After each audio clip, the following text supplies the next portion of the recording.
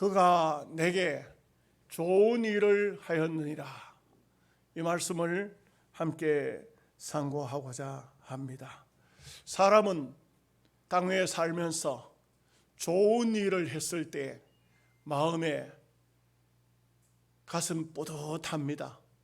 선한 일, 착한 일, 의로운 일, 남을 돕는 일, 죽어가는 사람을 살렸을 때 그 마음속에는 세상을 다 얻은 것처럼 가슴 뿌듯한 감격이 있고 감사가 있습니다. 그런데 아무리 많은 돈을 벌어도, 아무리 좋은 명예에 올라가도, 아무리 세상을 얻었다 해도 남의 눈에 눈물을 나게 하고 남에게 피해를 주고 남에게 아픔을 주었다 그러면 그 양심이, 다른 사람은 다 박수를 쳐줘도 그 양심이 그를 향해서 너 이 나쁜 사람아 인생을 왜 그렇게 사냐, 이렇게 찔림을 받도록 되어져 있는 것입니다. 그러므로 우리가 이 땅 위에 사는 동안 주님께서 너는 참 잘했다, 네가 좋은 일을 했다, 특별히 네가 내게 아름다운 복된 일을 했다, 이 말씀을 들을 수 있다면 오늘 우리는 그 무엇도 주님 앞에 아까울 것이 없을 것입니다.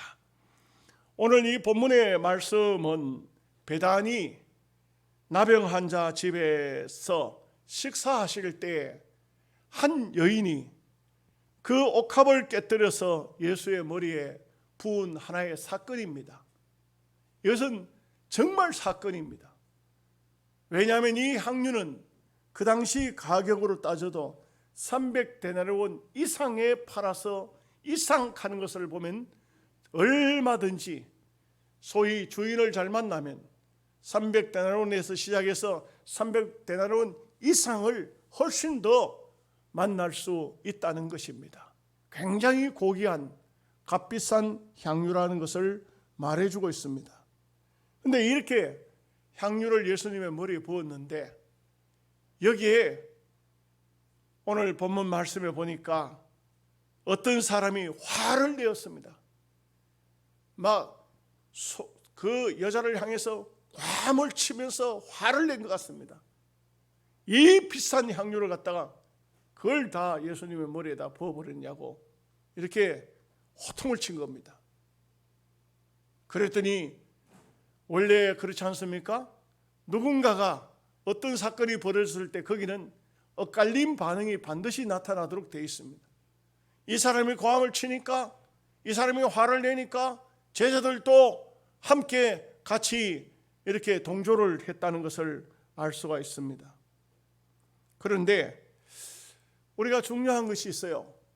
이 향유 부은 사건이 마태복음, 마가복음, 누가복음, 요한복음에 다 기록됐어요.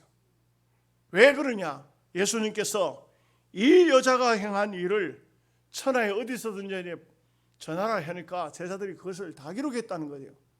그런데 마태, 마가, 누가복음에는 이 여자의 이름이 전혀 나오지 않아요. 누군지 모르겠어요. 한 여자입니다. 왜 그러냐 하면은 이 기록을 할 때 그 여자가 살아있는 거예요. 그렇기 때문에 자칫 여자의 이름을 밝혔다가는 이 바리새인들, 열심당원들, 이 사람들에게 표적이 될 수가 있어요. 그러니까 이름을 기록하지 않았는데 요한복음에는 이 여자의 이름이 기록되어져 있어요. 요한복음 12장 3절에 마리아는 지극히 비싼 향유 곧 순전한 나드 한 근을 가져다가 예수의 발에 붓고 자기 머리털로 그의 발을 닦으니 향유 냄새가 집에 가득하더라. 마리아라고 밝히고 있어요. 마리아가 누굽니까? 나사로의 여동생입니다. 그러면 여기에 향유를 부었을 때 꽐을 치고 화를 낸 사람은 누구냐? 요한복음 12장 4절 말씀에 보면 제자 중 하나로서 예수를 잡아줄 가룟 유다가 말하되, 가룟 유다였어요. 가룟 유다가 과음을 질렀어요. 다른 제자들이 동조했고요. 여기 향유를 부은 여인은 마리아였어요. 마리아는 두 가지의 큰 신앙의 체험을 했어요. 첫 번째는 뭐냐? 이 베다니의 자기 남편이 나병 환자였어요. 한센 병자였어요. 그런데 주님께서 그 가정에 오셔서 이 한센 병자, 이 나병 환자를 고쳐주신 겁니다. 자기 남편을 고쳐주신 겁니다. 주석가에 의하면은 남편은 문둥병에 들고 이 부인은 가정을 꾸려나가기 위해서 정확히 알 수는 없지만 조금 부정된 삶을 살았어요. 그래서 돈도 좀 모았습니다. 기생장사를 했는지도 잘 모르겠어요. 이상한 삶을 살았어요. 예수님이 들어오면서부터 모든 것을 다 정리한 겁니다. 이제는 그 가정이 나름대로 형편이 펴인 겁니다. 그런데 어느 날 자기 오라버니가 또 병이 듭니다. 예수님께 사람을 보내서 와서 고쳐주십시오 하는데 예수님이 늦게 오시는 바람에 자기 오라버니가 죽어버렸어요. 얼마나 기가 막힙니까? 이제 좀 살만하니까, 형편이 좀 풀리니까. 부모는 성경에 나오지 않으니 부모는 다 세상을 떠났는데 이 세 남매가 서로 의지하면서 사는데 오라버니가 죽었으니, 그래서 예수님이 오셨을 때 이 마리아와 마르다가 얼마나 우는지 몰라요. 예수님, 여기 계셨더라면 우리 오라버니가 죽지 않았을 것입니다. 예수님께서 이 딸들을 향해서 내 오라비가 살리라 하니까 이 딸들이 뭐라고 하냐면 마지막 날에는 다시 살 줄 믿습니다. 지금은 죽었어요. 마지막 날 다시 살 줄 믿습니다. 그러나 예수님께서는 그 마리아와 마르다가 눈물 흘리는 광경을 보시면서 자기도 눈물을 흘리셨어요. 그리고는 나사로의 무덤에 가더니 무덤 문을 열라고 했어요. 돌문입니다. 무덤의 문을 열었습니다. 나사로야 나오라! 화음을 칠 때 나사로가 살아서 나온 겁니다. 이 일은 정말 성경에 예수님이 땅 위에 계실 때 죽은 사람을 3번 살리셨는데, 이것은 벌써 성경을 보면은 내 오라비가 죽어 썩어 냄새가 나나이다. 아마 유대 나라 같은 데는 날씨가 더워요. 보통 더운 지방이 아니에요. 4일이나 지났으니까 썩는 냄새가 무덤 앞에 나온다 이거죠. 그런데 주님께서는 나사로에 나오라 하니 나사로가 살아나온 겁니다. 이 사건 이후에 잔치가 벌어진 거예요. 예수님이 또 오셨습니다. 여러분, 은혜를 받은 사람과 은혜를 받지 못한 사람은 분명히 차이가 있습니다. 은혜를 받은 사람은 모든 방면에 은혜를 마음속에 생각합니다. 나도 은혜를 받은 사람인데, 나도 하나님께 긍휼을 받은 사람인데, 나도 죄인이지만 하나님이 살려주셨는데, 이 마음을 가지도록 되어 있어요. 무엇을 드릴 수가 있을까? 시편의 시편 기자는 이런 말씀을 하죠. 하나님께서 내게 주신 은혜를 무엇으로 보답할까? 이게 은혜 받은 사람의 모습이에요. 은혜 받은 사람은 한평생을 살면서 어떻게든지 간에 은혜를 좀 갚을 수 있는 기회가 올까? 은혜 갚을 수만 있다면 은혜를 갚아야지, 이런 마음을 가지게 되는 것입니다. 이렇게 제자들 가룟 유다를 중심으로 이 여자를 향해서 원망했지만 예수님께서는 그가 내게 좋은 일을 했느니라. 제자들은 가장 가까이 있으면서도 주님의 뜻을 몰랐어요. 이 사람들은 그 초대교회 성령으로 거듭나기 전까지는 육의 사람이라 전혀 깨달음이 없어요. 이 말씀의 원리를 깨달으면은, 저도 목회하면서 느끼는 것은 말씀의 원리를 바로 깨달으면 목회가 좀 쉬워져요. 거듭나지 않은 사람에게 영적인 얘기는 암만 해도 소용이 없어요. 그냥 그렇게 놔두면 돼요. 영적으로 거듭난 사람만이 하나님 말씀을 가지고 책망도 먹히고 격려도 먹히고 위로와 축복이 먹히지, 거듭나지 않은 사람은 자기 유불리에 따라서 생각하도록 되어 있는 것입니다. 예수님께서는 이렇게 말씀합니다.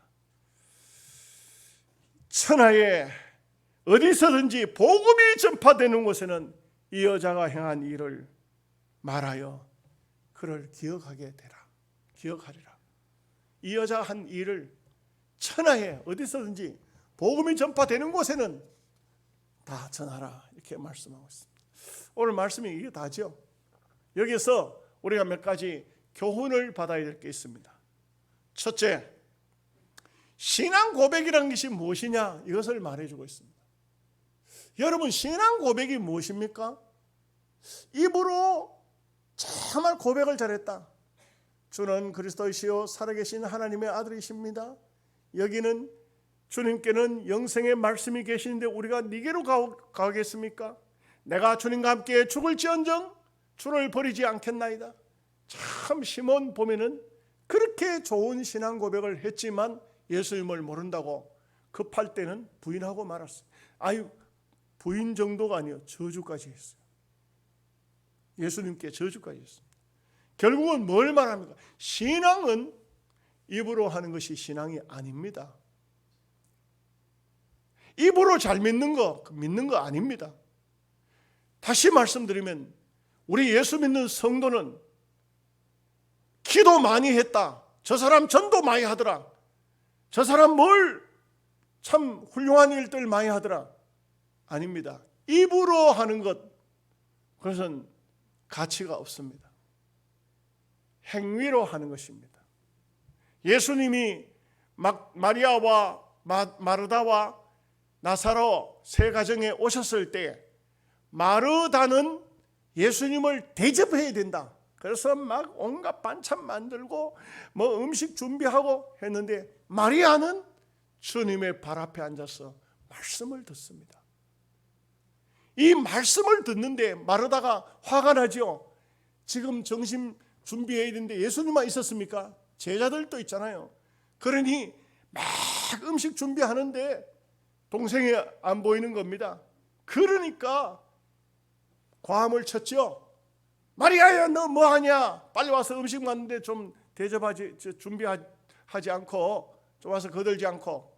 예수님께서 하신 말씀이, 얘는 좋은 것을 선택했으니 마르다야, 반찬은 그렇게 많이 필요 없다. 한두 가지만 해도 밥 먹는다. 그렇게 부산하게 준비할 필요 없다. 유대인들의 음식은 사실상 엄격히 보면 굉장히 간단해요. 빵 찢어가지고 초즙, 우리로 말하면 뭡니까? 케첩 정도 된 그런 것을 찍어 그냥 먹으면 돼요.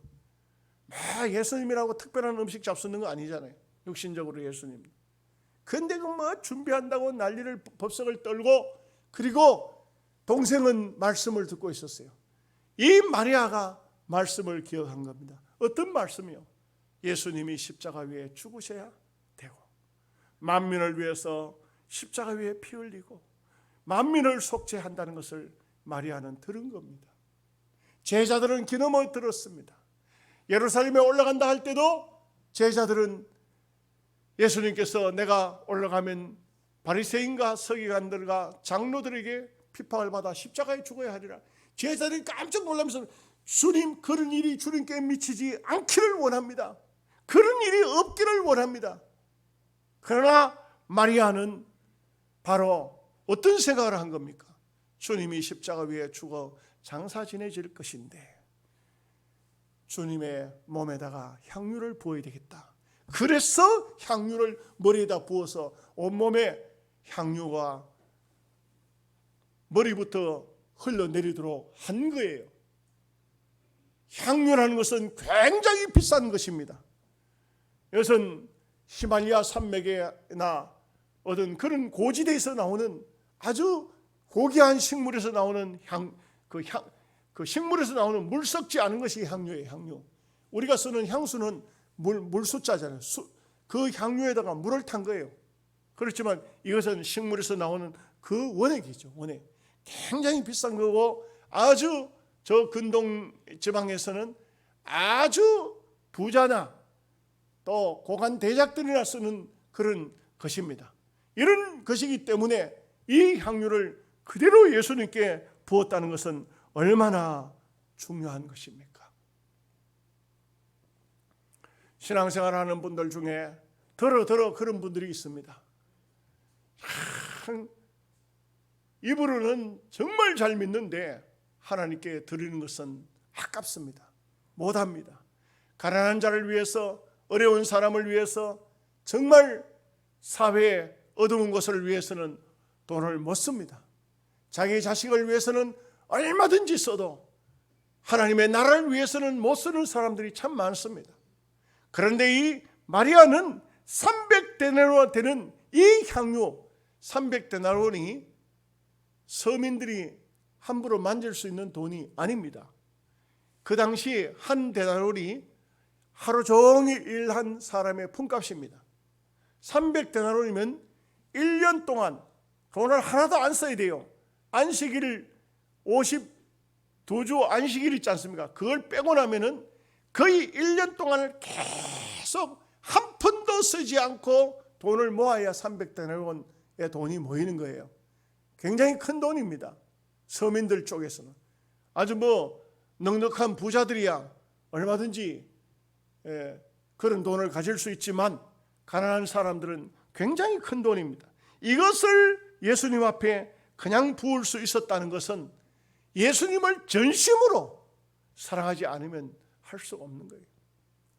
그런데 이 마리아에게는 두 가지의, 앞에도 말씀드린 것처럼 은혜가 있어요. 받은 은혜가 있어요.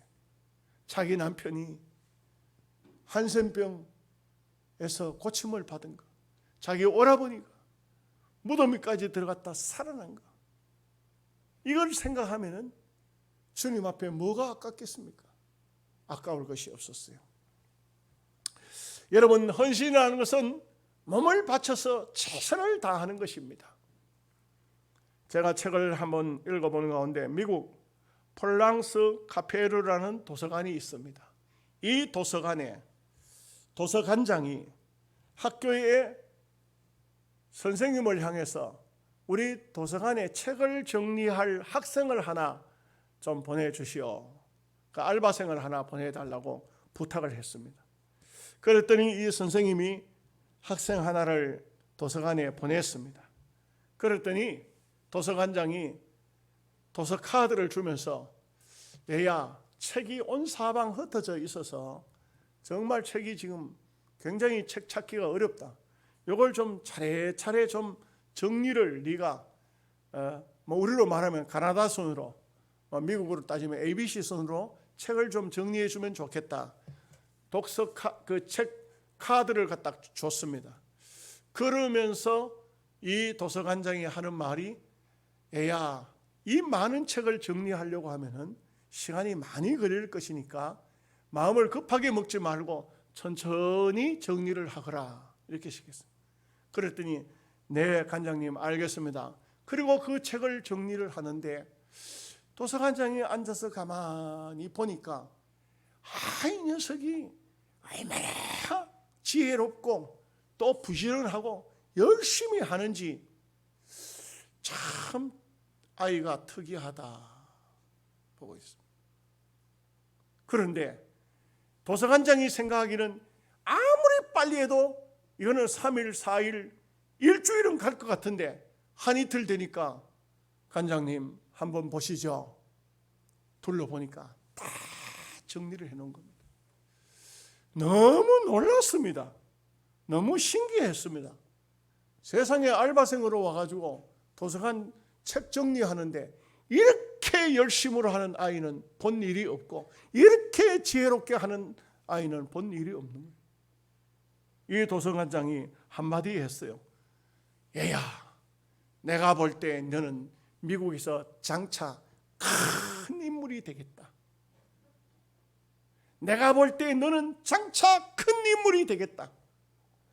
될성 부른 나무는 떡잎부터 안다. 이런 말이 있듯이 이 아이가 누군지 아십니까? 세계 최고 부자 빌 게이츠 이야기입니다. 참 저도 그 글을 읽으면서 감동이 됩니다. 사람은 누구든지 무슨 일을 하든지 최선을 다해서 하는 사람의 모습은 참 아름다운 모습이 보일 수밖에 없습니다. 두 번째 생각한 것은 마리아는 예수님을 자기에게 최고의 고귀한 분으로 보았습니다. 가룟 유다는 그걸 팔아가지고 가난한 사람 줘야 되지 이렇게 말했지만 마리아의 생각에는 예수님께 300데나리온 향유를 드리는 것이 절대로 아깝지 않았습니다. 전혀 아깝지 않았습니다. 오늘 수많은 사람들 중에 가치의 기준을 어디에 두느냐? 실명을 좀 이야기해서 죄송하지만 부산의 부전교회는 박성규 목사님이 당회장으로 들어오셨습니다. 교회랑이 너무 낡았습니다. 너무 오래된 건물입니다. 다른 교회들은 다 새로 짓고 예배당이 훌륭한데 부전교회는 교인들은 몇천 명 되는 교회지만 예배당 지을 생각도 안 합니다. 예전에 박성규 목사님은 미국에서 공부를 하다가 사모님하고 자녀들하고 다 미국에 놔두고 부전교회 청빙을 받아서 한국으로 왔습니다. 어쩔 수 없이 사모님도 아이들을 어느 정도 성장하고 난 다음에 미국에다 아이들을 놔두고 이거 유학하느라고 미국 가서 결혼하고 애들 낳고 했으니까 이 한국 문화도 잘 모르지만 한국에 데려와가지고 공부도 안 될 것 같으니까 미국에 놔두고 왔습니다. 목사님이 미국에서 공부하면서 무슨 돈을 벌었겠어요? 뭐가 있겠어요? 그러니까 목사님이 이렇게 말씀한 겁니다. 나는 예배당을 다 지을 때까지 내 생활비는 헌금으로 드리겠습니다. 이렇게 했어요. 그 교인들은 모른다고 하지만 장로님들은 다 알지 않습니까? 다 압니다. 모든 장로님들이, 건축위원들은 목사님이 생활비도 안 받고 이렇게 목회하고 있다는 것을 다 압니다. 미국에 있는 아이들을 공부를 시키고 해야 되는데 생활비를 보내줘야 되는데 돈이 없습니다. 그 목사님은 그 예배당 건축하는 가운데서도 집회를 나가든지 자기가 쓴 책을 서점에서 판매가 되면은 책의 수입의 일부분이 들어오든지 하면 미국으로 보내다 보니까 목사님은 아주 생활이 구차한 생활을 살 수밖에 없습니다. 너무너무 힘든 삶을 살았습니다. 그런데 그 교회에 원로 장로님 중에 박병대 장로님이라고 계십니다. 그 장로님은 송월타월의 회장이십니다. 은퇴하신 분이죠. 그런데 이분이 예배당을 건축한다고 하니까 5억을 헌금했습니다.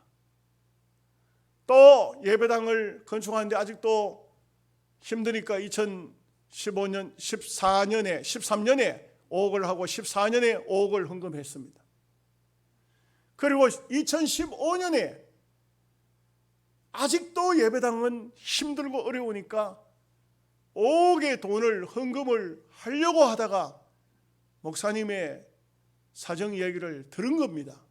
얘기를 누구에게 들은지 모르지만 목사님의 입으로 말씀한 건 아니지만 목사님의 자녀들과 가정 얘기를 들은 겁니다. 그러니까 2억 5천을 떼어서 헌금을 하고 2억 5천을 목사님께 드려서 목사님 미국에 있는 자녀들하고 목사님 생활비도 좀 쓰십시오. 이렇게 드렸어요. 다 끝났어요. 뭐 아무 문제 없습니다. 그런데 재정부에서 1년에 2013년도 14년도 5억씩 헌금하던 장로님이 왜 올해는 2억 5천만 했을까? 이게 의심이 들었어요. 그러니까 어떤 분이 물었어요. 장로님 왜 올해는 2억 5천만 헌금했습니까? 하니까 아니 헌금한 걸 내가 한 걸 갖다가 왜 그걸 묻습니까?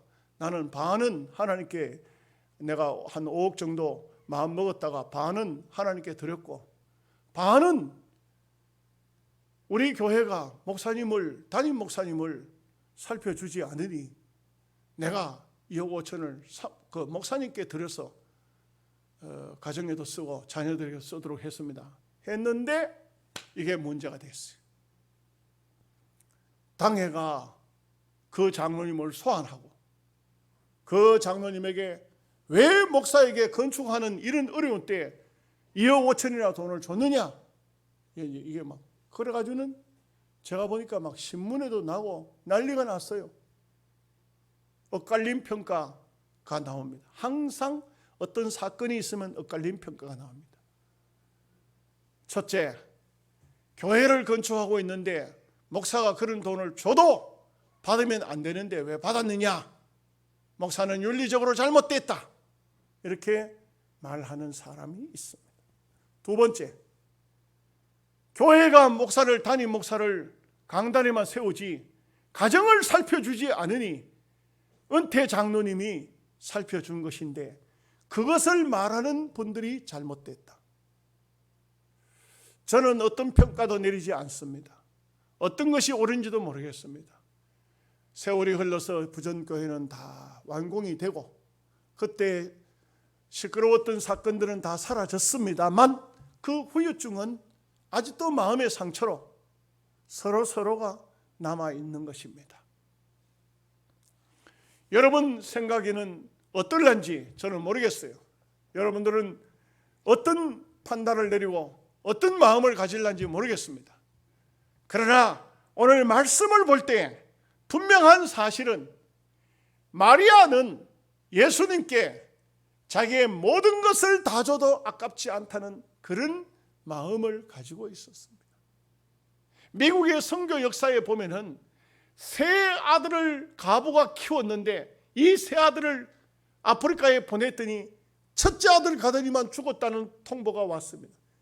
그러면 어머니는 마음이 아파서 다시는 아들을 안 보낼 것 같은데 둘째 아들도 또 선교사로 또 보냈습니다. 둘째 아들도 또 죽었습니다. 세 번째 아들도 또 죽었습니다. 이랬을 때 그 어머니가 통곡을 하고 울고 있어서 기자가 와서 얼마나 마음이 아프십니까 하니까 실컷 울고 난 다음 하나님 감사합니다. 기자가 너무 놀라가지고 아니 뭐가 그렇게 감사해서 아들 서희를 다 선교사역 아프리카에 보내서 다 식인종에 잡아먹혔는데 뭐가 그리 감사하냐 하니까 이 가부가 하는 말이 내가 참 남편이 잃고 힘들고 어렵게 살면서 하나님 앞에 기도하기를 하나님 나를 살려주시고 내 자식들을 살려주시면 하나님을 위해서 모든 것을 아낌없이 드리겠습니다 했는데 이제 아들 서희를 다 바쳤으니 할 수만 있다면 나도 하나님께 순교 제물이 됐으면 좋겠다고. 만약에 내게 아들이 하나 더 있다면 네 번째 아들을 아프리카로 보내겠다고. 참 특별한 특이한 놀라운 하나님의 은혜의 사람입니다. 이런 사람도 있습니다. 여러분들은 그런 분을 어떻게 보십니까? 사이코로 보십니까? 아니면은 그런 분도 있구나 이렇게 보십니까? 한 가지만 더 제목만 말씀드리죠. 마리아의 향유는 향유가 아닙니다. 마리아의 향유는 바로 마리아의 전부입니다. 마리아가 뭘 들을 수가 있을까? 내가 뭘 들을 수가 있을까? 그것은 바로 자기가 가진 모든 것을 주님을 위해서 드릴 수 있었다. 나의 전부를 드릴 수 있다. 이게 헌신자의 자세입니다. 정말 전부를 주님 앞에는 내가 아무것도 아까울 것이 없고 주님이 원하시면 주님께 다 드리겠다. 말씀을 마치겠습니다. 우리가 신앙생활을 하면서 신앙생활을 종교생활로 해서는 안 됩니다. 정말 하나님이 살아계신 것을 진정으로 믿고 믿으면 믿음에 대한 행위를 가지는 것입니다. 믿음에 대해서 올바른 행위를 가지게 되면은 그 신앙은 이 땅 위에서는 엇갈린 평가가 나올지 모르지만 주님은 그가 내게 좋은 일을 했느니라. 분명코 주님이 인정하시는 그런 믿음이 될 줄로 믿습니다. 기도하겠습니다.